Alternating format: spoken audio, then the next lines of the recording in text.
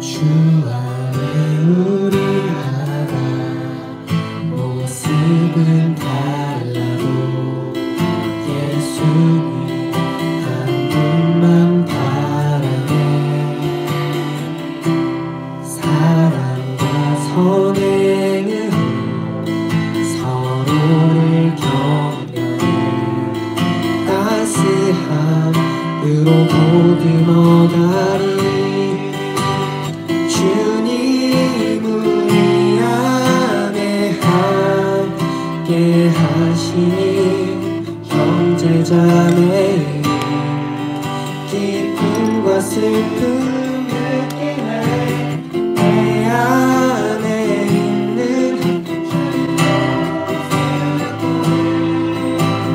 그분 기뻐하시네.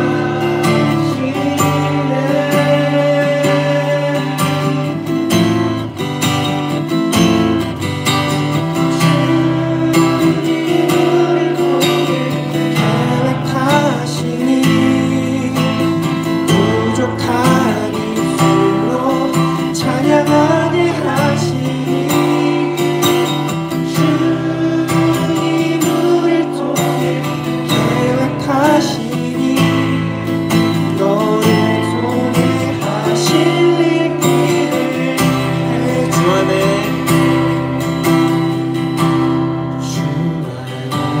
우리 하나 모습은 달라도 예수님 한 분만 바라네.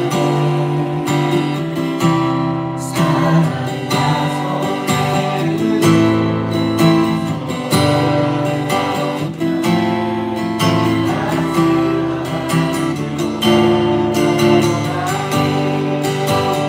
주님 우리 안에 함께 하시니 형제자매 기쁨과 슬픔 느끼네. 내 안에 있는 그분 기뻐하시네.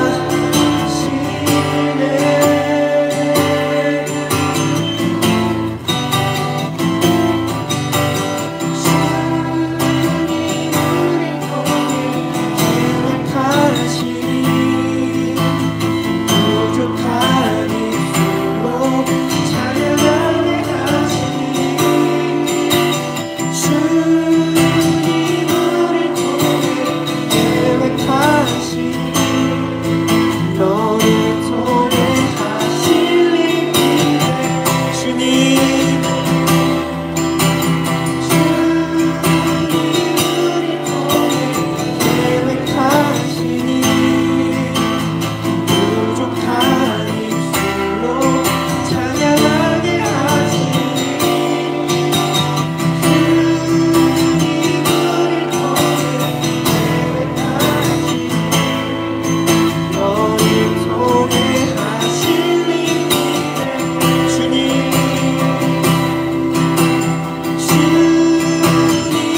우리 통해 계획하시니 부족한 입술로 찬양하게 하시니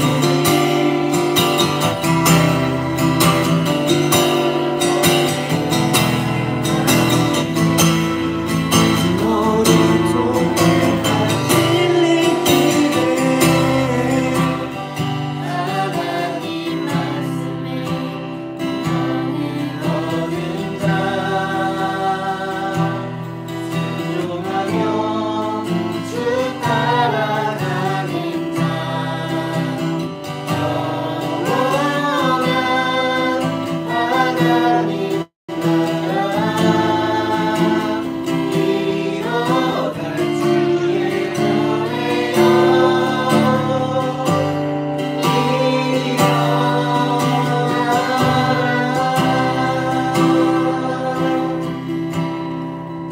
그 안에서 믿음으로 말미암아 구원에 이르는 지혜가 있게 한다고 말씀을 합니다.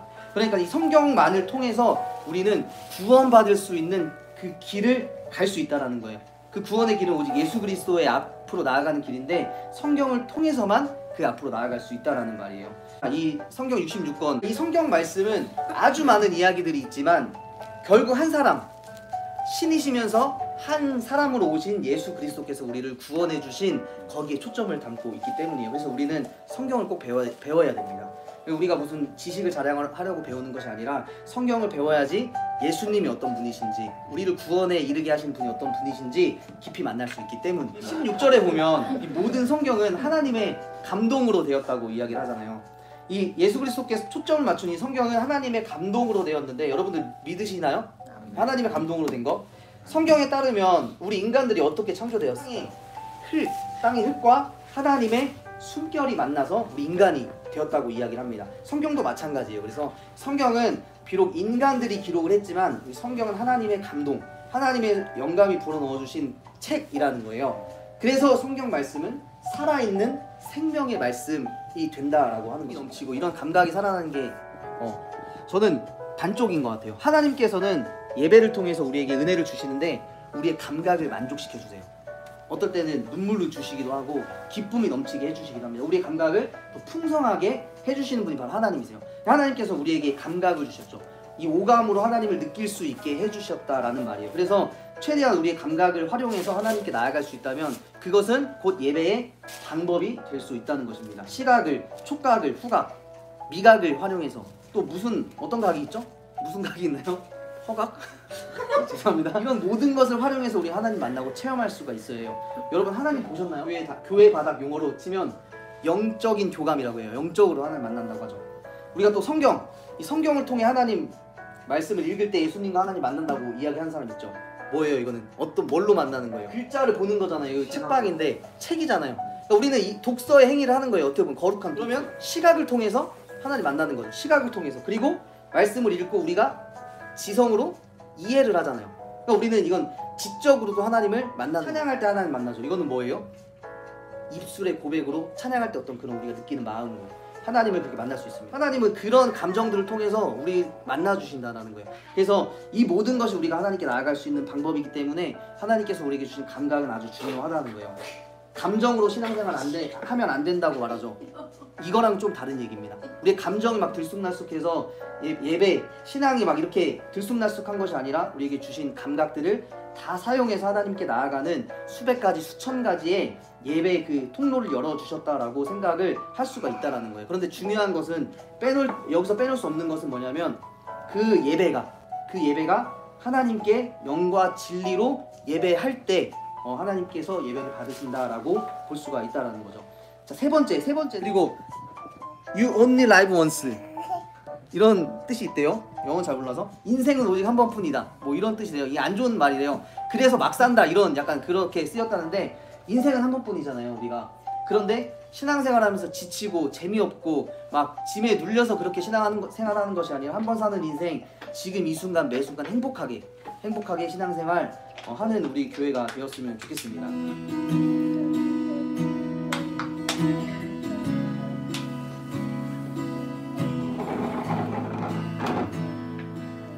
주 말씀 내 삶 비출 때 감사하게 하소서. 내게 주신 말씀 그 말씀을 따라 살아가게 하소서. 주 말씀 내 삶 비출 때 주 말씀 내 삶 비출 때 겸손하게 하소서. 내게 주신 말씀 나의 삶 되어 주를 닮게 하소서. 주의 말씀은 내 발의 등이요 내 길의 빛이 되시니 그 말씀 따라 한 걸음 또 한 걸음 살아가게 주의 말씀은 내 발의 등이요 내 길의 빛이 되시니 그 말씀 따라 한 걸음 또 한 걸음 살아가게 이 시간에 이 말씀 생각하시면서 우리 같이 함께 기도 한번 하겠습니다. 이 보이는 말씀이라고 하거든요, 성찬은. 네. 그래서 이 보이는 말씀 성찬은 배부름과 기쁨의 식사라고 이야기를 하죠. 통해서 배불러야 하고 기쁨을 느껴야 하는 것입니다. 그래서 이 성찬을 하면서 예수님을 우리 마음에 새기는 시간 되었으면 좋겠습니다. 잠시 기도하겠습니다. 하나님 감사합니다. 이 시간 주님의 명령을 따라서 주님의 몸 그리고 주님의 피를 기억하는 성찬의 자리로 나아갑니다. 주님의 살과 피를 받는 우리에게 이 시간 성령으로 함께하여 주셔서 영적으로 또 육적으로 배부름과 기쁨이 넘치는 시간 되게 하여 주시옵소서. 우리를 구원해 주신 예수 그리스도의 이름으로 기도합니다. 이라는 것은 예수님께서 우리를 구원해 주시기 위해서 십자가에서 돌아가시고 죽으신 그 예수님의 찢기신 몸과 우리를 위해 흘리신 그 피를 보혈을 기념하는 그런 기독교의 전통적인 그런 예식입니다. 그런데 한국 교회에서 이렇게 생각을 해보면 이 예식은 마치 어떤 분위기가 있을까요? 약간 장례식장 것 같은 그런 분위기가 있어요. 이렇게 거룩하고 뭔가 슬프고 우울한. 왜냐하면 아마 예수님께서 돌아가셨기 때문에 그런 것 같아요. 그런데 생각해보면 예수님께서 죽으시고 부활하시고 지금도 살아계셔서 예수님께서는 하나님 보좌 우편에 앉아 계십니다. 우리 교회는 매주 성찬식을 시행하려고 하는데, 왜냐하면 전통적으로 이 설교가 들리는 하나님의 말씀이라면 성찬은 보이는 하나님의 말씀이기 때문이에요. 그 성육신 하신 예수님의 행위, 그 십자가의 행위를 기념하는 것입니다. 들리는 말씀을 통해서 우리의 영이 풍족하게 되는 것처럼 보이는 말씀이 성찬식을 통해서도 우리의 영이 매주 풍성하고 기쁘고 배불러야 한다라는 거예요. 누가복음 24장에 보면 예수님께서 부활하셔서 엠마오로 내려가는 두 제자들에게 성찬을 베푸셨습니다. 예수님께서 낙심하여서 엠마오로 내려가는 제자들에게 떡을 들어서 기도하시고 감사 기도하시고 떼어서 그들에게 나눠 주셨습니다. 그러자 제자들이 눈이 밝아졌다라고 이야기돼요. 그리고 그 영적인 눈이 뜨여서 처음에 몰라봤던 주님을 알아보게 되었습니다. 그리고 성경을 풀어주실 때 그들의 마음에 뜨거움이 있었다라고는 성경 말씀께서 말씀처럼 제자들에게 이 떡을 가지시고 먼저 감사기도 하셨습니다.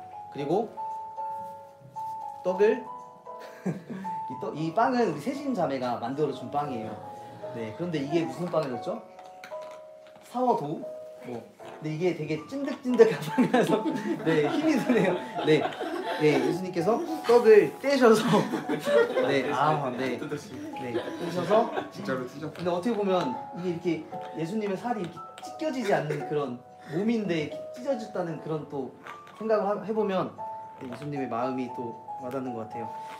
떼어서 그들에게 나눠주셨습니다. 그럴 때 그들의 눈이 열리고 주님을 알아봤던 것이죠. 이 시간에 제가 먼저 빵을 돌릴 때 성찬은 세례를 받으신 분들만 받을 수가 있어요. 그래서 우리 단우 형제님도 나중에 꼭 세례 교육을 저에게 받으시고 세례도 받으시고 주님의 몸에 함께 참여하는 한 입에 아주 가득 풍성하게 먹을 수 있을 정도의 배부름을 느껴야 되거든요. 네, 정도로 떡을 떼시면 돼요. 그리고 나중에 이제 잔을 받을 때 거기다 이렇게 찍어 먹을 거예요. 그래서 제가 이쪽부터 하겠습니다. 많이 빼봐. 자, 할미도 세례 받았지? 유아 세례 받았습니다. 잔을 나누도록 하겠습니다.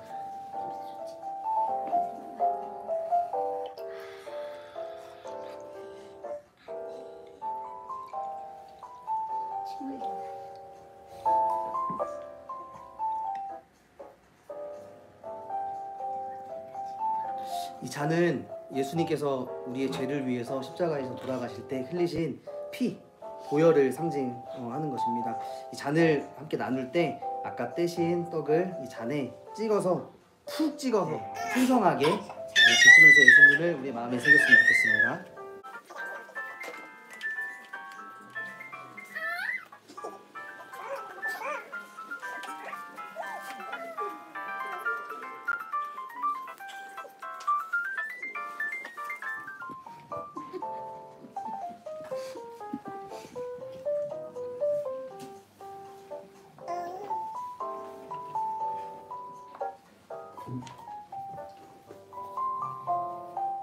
입안에 풍성함이 느껴지시나요? 그럼 된 겁니다. 그래서 우리는 이런 의미를 가지고 성찬을 시행하려고 합니다. 이건 제 마음대로 하는 게 아니에요. 성찬, 배부름과 그 기쁨의 식사라는 책이 있는데 거기에 고신대학교 교수님께서 이 개혁주의 전통의 성찬을 많이 연구하시고 그 안에 있는 내용을 제가 이제 공부를 하고 한국교회 장례식장 분위기 성찬은 조금 이제 바뀌어야 된다. 그런 의미에서 제가 그 책을 공부하고 우리가 함께 나누는 것입니다. 다 같이 사도행전 2장 42절 말씀을 우리 함께 봉독하고 제가 축도함으로 예배를 마치도록 하겠습니다. 우리 함께 봉독하겠습니다. 시작.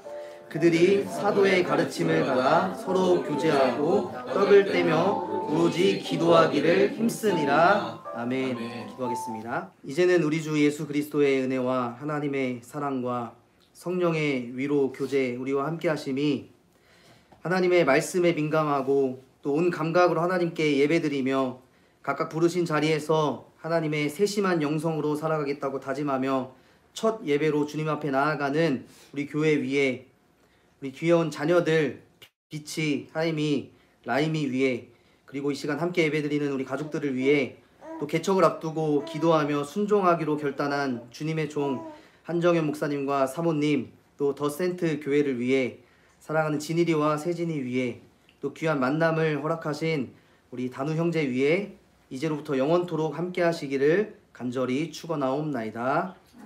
아멘. 틀어주시고요. 바로 여기서 이제 빵을 펴놓고 점심 교제를 나누도록 하겠습니다. 네.